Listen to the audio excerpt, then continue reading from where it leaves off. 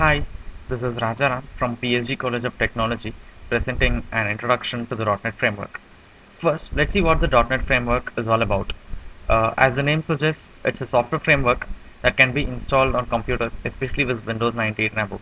There is also a mobile framework that's available that can also be installed on Windows Mobile. So it can be looked at in a number of ways. First, it's a framework, and the next thing is it's a library of coded solutions to most common programming problems like designing interface, database access, etc. So it makes the life easier for the programmer. And next thing is it can be viewed as a virtual machine. Virtual machine as in the program need not communicate to the CPU directly.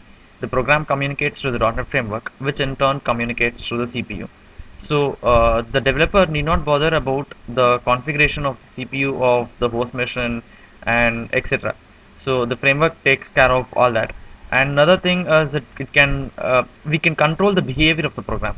Like we can handle exceptions, we can do memory management and other stuff. It's all done by the framework. We need not do it explicitly in our program. So it can be viewed as something like a bubble or a sandbox within which the program is going to run, so that it doesn't behave abnormally.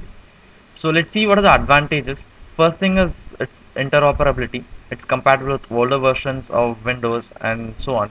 All we need to have is the .NET framework installed. So in such a case, it is widely inoperable. Next thing is about language independence. The .NET framework runs on a common language runtime, or the CLR. So it's very easy to call for a VC Sharp code from VB.NET and so on. Next thing is simplified development. As we've seen already, the framework class library or the library of coded solutions that's available makes it easier for the developer to code solutions using the .NET framework. And the next thing is security and portability. As we saw already, this is taken care by the virtual machine or the common language runtime CLR. So in this case, security and other issues are handled by default by the virtual machine. Are you interested?